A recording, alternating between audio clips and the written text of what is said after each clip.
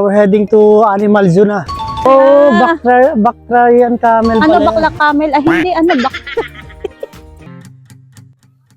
Yan, dito naman tayo ngayon sa Gateway to Asia.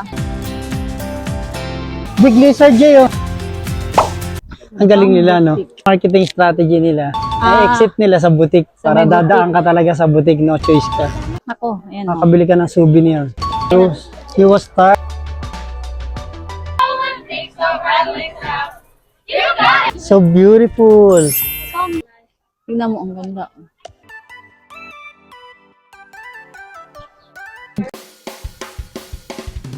Do you know why they go on one leg? Yeah, why? If they go on one leg, if they're cold, their blood goes up into their body, so they don't feel any cold in their body. Oh, yun pala yun ah. Ano na? Yung one leg niya.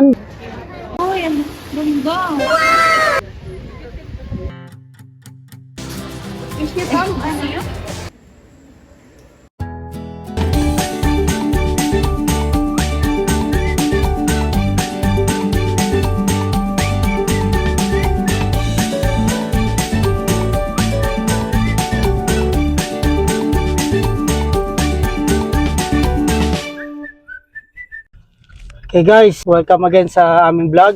Ang aming next stop is we're going to Lake Louise. Nga no, namili muna kami ng mga snacks ng bata dito sa Walmart at naubusan din ako ng bala ko ng pagkain ng aso ko. Kaya yun, nag-grocery muna kami ng konti. Para at least pag pauwi namin, dire-diretso na kami. Kasi ito yung last stop namin eh. Pero babalik muna din daw kami muna doon sa pinuntahan naming mall at may nakalimutang bilhin doon. Kasi sinusulit din namin. Pag nandito ka kasi sa Calgary, lahat ng meron pwede mong gawin gawin mo na. Kasi malayo nga talaga to sa amin. Kaya kailangan sulitin na namin kung anong meron dito. Yung maganda rin talaga yung nabuka namin na hotel. Kaya kung magpa-plan kayo mag-book guys ng hotel, doon kayo mag-book. Malapit sa lahat yung mga gusto nyong puntahan. Yan guys, see you sa aming paglalakbay papuntang Lake Louise. Kasi talagang pasyalan to ng mga tao rito pag pupunta rito sa Calgary. Yan talagang dinadayo dito. Ang kalaban lang namin dito is weather. Kung pagi, pangit pumunta doon. Pangit tuloy. Okay guys, see you tayo ha.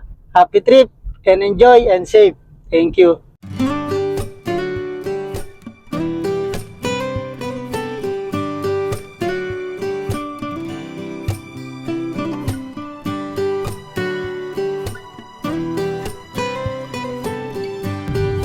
Downtown, Calgary. Ganda rin ang dinaanan natin. At least kahit nilayo pa tayo ng map ayos-ayos din.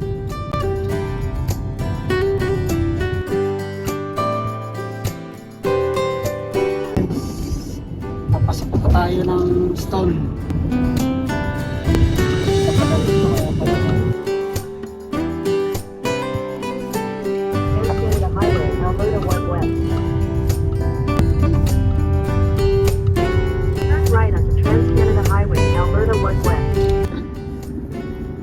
Guys, nakita niyo yung ano, diba? Puro pataas.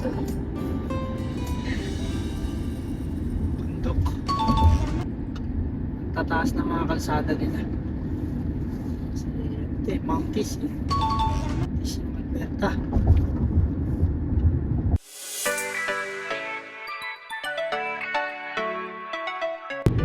Oh, wag ka.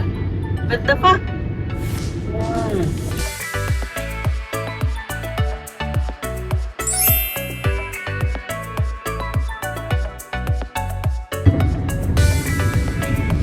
Yun nga pala guys, lapit na tayo sa Lake Louise. Na-explain ko nga lang pala, no, magbabakasyon kami every summer.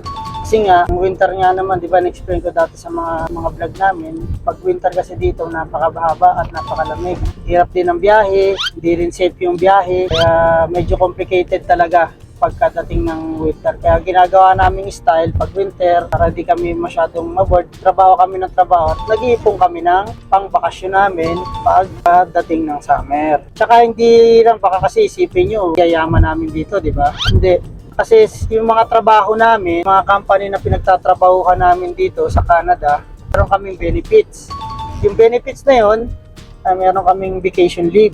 Halimbawa, magre-request kami ng vacation leave ng 2 weeks, 3 weeks. bayad yun. Kahit nakabakasyon ka, yung hours na pinasok mo, ganun din ang bayad ng rate sa'yo. Papile mo lang siya, vacation leave. Kaya karamihan dito ng mga Pilipino, marami talaga nagbabakasyon. Baka kasi iniisip nyo, uy, sa Canada sila, yayaman nila, oh. Kanay baka bakasyon lang. Hindi. Yung company kasi nilang pinapasukan, may vacation. Kaya required yun. Yung ibang company, pinapa-push vacation sila. Kasi nga, hindi na babayaran yun after a year. Yung iba naman, tulad sa amin, na pwede mong ipunin yung bakasyon namin. Pero karamihan hindi naka-carry Oo, over. yung karamihan ng company rito hindi naka-carry over. Kaya kapag nakita nung halimbawa nung HR officer ninyo or HR manager na meron pa kayong mga hindi nagagamit na vacation, for example, for this year, kailangan magamit mo siya. Tapos merong deadline kung hanggang kailan mo lang siya pwedeng magamit. Kaya kami, kapag may bakasyon talaga kami sa loob ng isang taon, ginagamit talaga din namin. Pero one time nangyari sa inyo no? Kasi nga sa sobrang busy ng company yung hindi nyo nagamit, no? Ginawa na binayaran na lang talaga, no? Oo, yung actually dun sa company namin, ano talaga siya, halimbawa ngayong year na to, hindi ko nagamit yung bakasyon ko sa loob ng isang taon, pwede ko siyang gamitin hanggang April next year. Ngayon, kung hindi ko siya magagamit, hindi na yung makikarry over, kumbaga ma-offset na siya. Pero sa situation namin nung time na hindi ko nagamit yung vacation leave ko, kasi nga, dalawa lang kami dun sa department namin nung time na yon, hindi talaga kami makapag-leave kasi nga, bago pa lang yung system namin, kumbaga kaka-transition pala ng system, tapos dalawa lang kami na nag-aaral ng system na yon. So, hindi talaga kami pwedeng mag-leave. Ang ginawa, kahit na nasa policy na hindi pwede siyang ma-carry over or ma-convert into cash, ginawa, kinonvert into cash na lang siya kasi wala namang kami ibang option ng time na yun. Yun nga, kaya pansinin nyo, hindi kami nag-worry pagpasok namin kasi meron pa rin kaming sasahurin na galing sa aming bakasyon. Kaya papansin nyo sa mga Pilipino rito, nagpa-vlog, tayo nyo, baka sabihin nyo, panay ang bakasyon na hindi. Pinapagamit yun ng company. Meron silang forced vacation na dapat kailangan gamitin yung vacation nila. Kasi nga sabi na miss ko, hindi na makikarry over yun after nun. Okay, thanks guys. At least nagkaroon din kayo ng idea kung sakaling magbabala kayo mag-apply dito at merong magandang company yung napuntahan nyo at naging permanent resident na kayo, pwede yung apply ang mga company, yung ganong company na nagbibigay ng magagandang benefits. Kasi mas magandang idea yun. Tulad nyo, gusto nyo magbakasyon ng Pilipinas. At least kahit nasa Pilipinas kayo, pante kayo na pagbalik nyo, hindi kayo nganga, di ba? Tsaka isa pa doon, mag-iipon. Halimbawa, tulad namin ni Mrs. talagang nag-iipon kami kada sahod namin, parang meron kaming kinakalta sa bangko namin na automatic yun, kinakalta sa amin bi-weekly. Tapos naiipon yun. Yung naipon ko ron, kumuha ako, nag-withdraw ko dun sa ipon ko para lang panggamit namin dito sa bakasyon namin. Okay guys, maraming salamat. Sana nagkaroon kayo ng konting idea. Thank you. Mamaya papakita namin yung view ng St. Louis pa Lake Louis. Lake Louis. Lake Louis. First time ko lang pupunta doon. Hindi ko pa din nakikita yon. Isa yung mga tropa natin. Nasaan yung isa? Paano? Nasaan yung bakit? Kuya. Hanggang magsara yung swimming. Doon sila nakatambay. Swimming pool.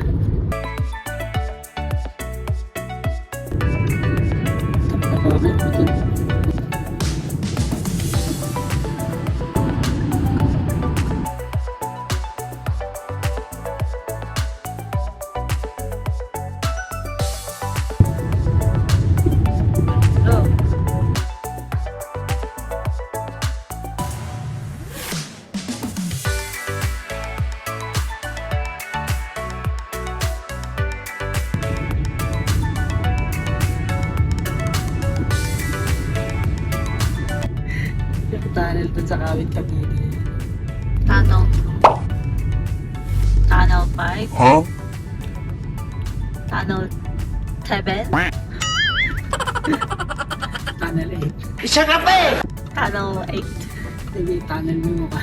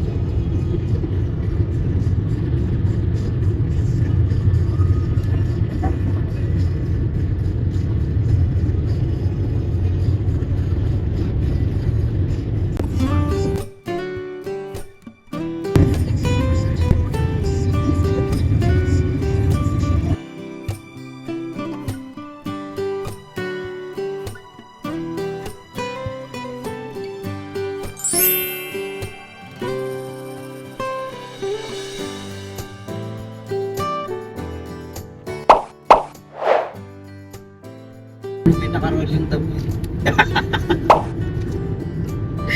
Paano nilolali? Sabi ko masipag sila. Aray ko. Sigaw na yata. Para kasi ang hirap, no?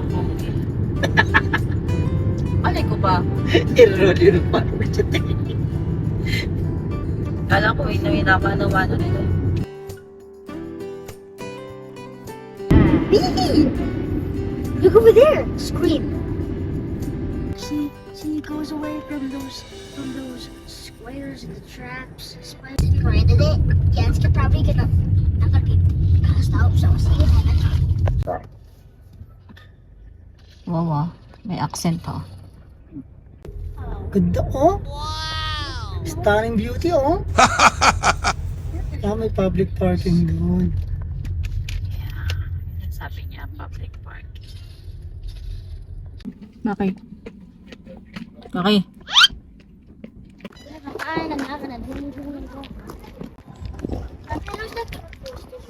For me, I think it's cyan. Oh, yeah, you can have the water inside. Hi guys, we saw Calgary. I'm like behind. Hi guys. So we were like still at Calgary and we like the color about like the water because it's like turquoise or cyan because just look at like the water like it's like good. Looks good. Ah, let's go.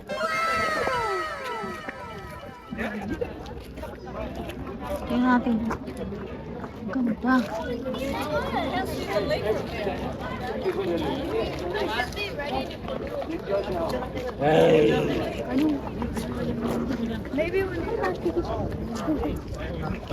Hello ma. Hi. Gusto mo? Kuya. Sander.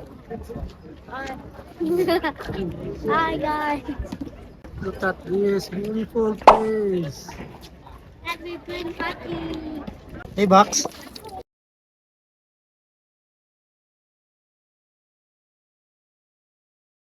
Ayan, tignan nyo.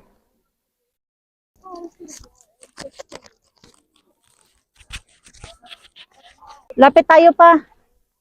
Ang ganda. Baki. Lapit tayo dun. Tara, nakita natin. tayo. Wow. Ayan, tignan nyo. Ito na yung Lake Louise. May dinadayo dito. Wow! Hey, Baki. Nice. Ang ganda. Look at that. You need to come closer, no? This guy. Beautiful. Okay. Ang tubig pa. Okay, you wanna take a picture, guys?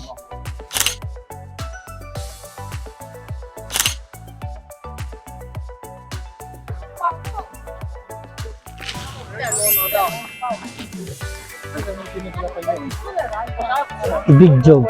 It's a big dog.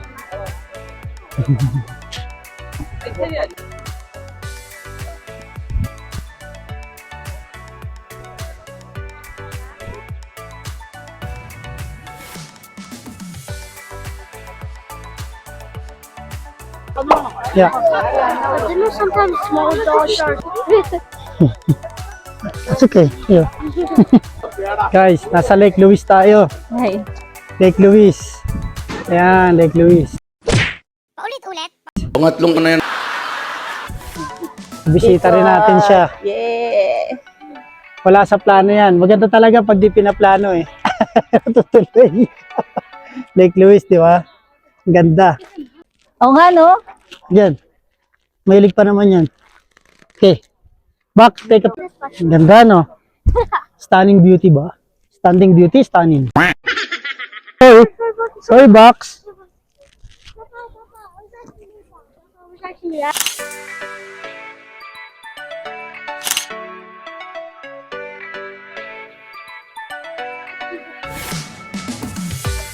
Oh, napakalinaw ng tubig. Di ba?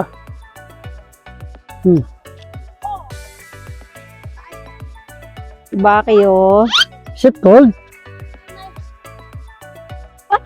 He wants to drink. He's thirsty. I'm sorry. Punta ako dyan. Pwede Nauhaw. mo siyang minom? Oo, malinis yan. Nauhaw na. Medyo. Ganda. Ganda-ganda mo naman. Tara. Tara tayo, ikot tayo. Ay, nak, picturean kita dyan. Sige, sige.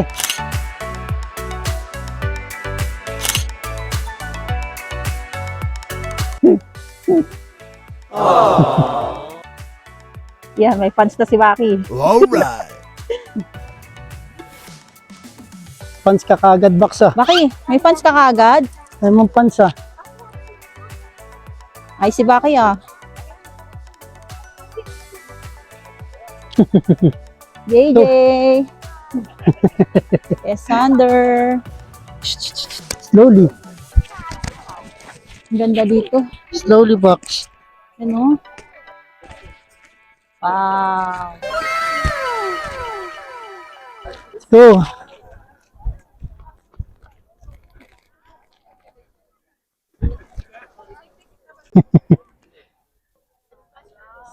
Let's go.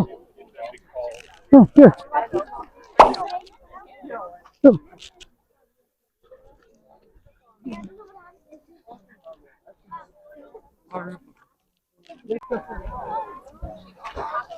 Kuya, You wanna touch the bear skin? Bear hair, kuya? Ayan. Yeah, that's the bear. You wanna touch?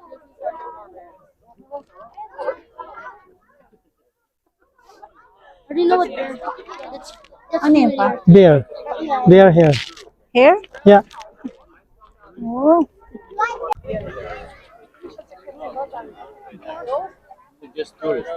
Okay, sit down tayo dito. Tayo. Picture? You wanna take a picture? Yeah. Okay, let's go.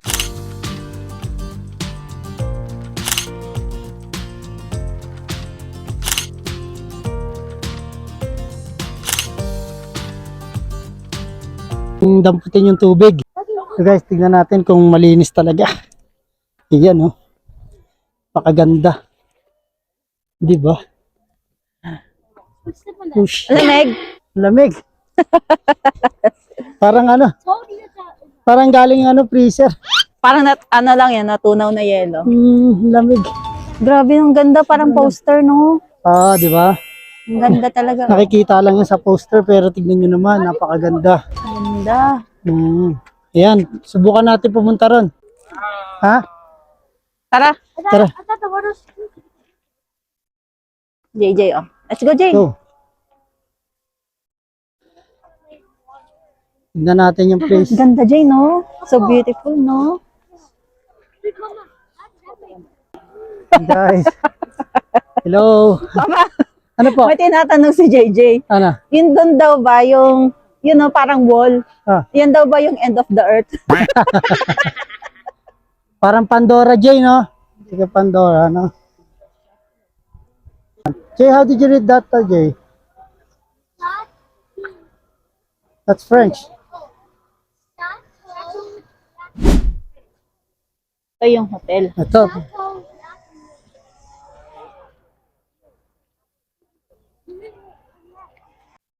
Please, can I have a Cheeto?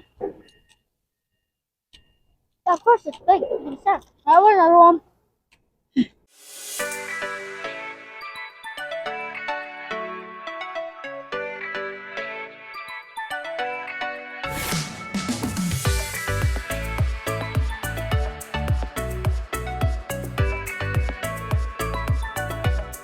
Guys, sana magustuhan niyo yung view na binablog namin ngayon.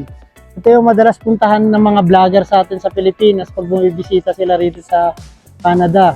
Sino ba yung mga famous na vlogger na pumunta na rito? Di ba? Marami na rin, di ba? Yung Moto Club, sila Pingris. Yan, pumunta sila rito. Kasi tubig pa lang, malamig na. Paano pa kayo pag nag-snow?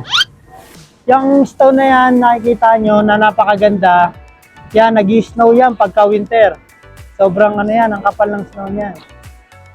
Kaya mas maganda pumunta rito pagka summer, saka hindi siya pagi kasi makikita mo yung totally na view ng Stone Mountain yan. Yan, tignan mo naman, kitang-kita mo yung view.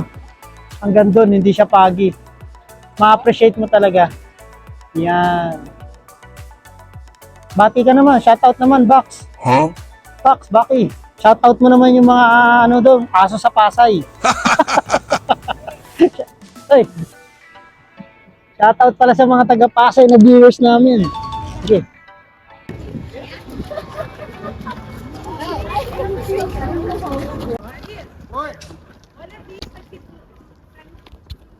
Vai ter melhor aqui, Vitor. Then we're going. AJ. Tired na siya. No, Bucky. Wow. No.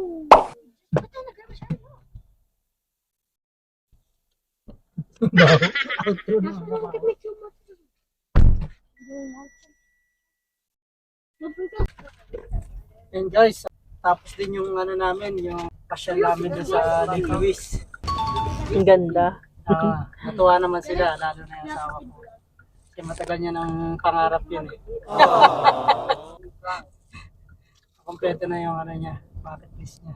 Punta rito sa Alberta, Lake Louise. Parang buhay na poster. Poster. Nga guys, no, bago ko itapusin yung video namin dito sa Lake Louise, yung ano pala dyan, parking nila, fee is may bayad sa taas. Tapos kung magtatapon kayo ng garbage, meron din tapunan sa taas. Pwede rin pala yung pets, basta be responsible lang din. Nga, no, kasama nga namin yung aso namin kanina. Basta be responsible lang. Yung iba kasing nakita namin mga aso doon, siguro very aggressive yun. Eh, nilagyan nila ng mga takip sa bibig para hindi makasiguro makapagana ng ibang tao kapag harm. Pero okay naman, napakaganda ng place. Tutuwa yun. Nga pala, at dito na namin tatapusin yung video namin. Sana maging masaya yung video namin at na isama namin kayo kahit papano sa aming vlog. Makalakbay kayo dito sa kanila. Vacation vlog. Vacation vlog namin yan. Salamat po. Minsan-minsan bibigyan namin ng break yung sarili namin dito trabaho. Thank you guys. Bye. Bye. Guys, welcome to the Box Restaurant. Yan sila, pasok sila dyan. Halo. O, dito tayo.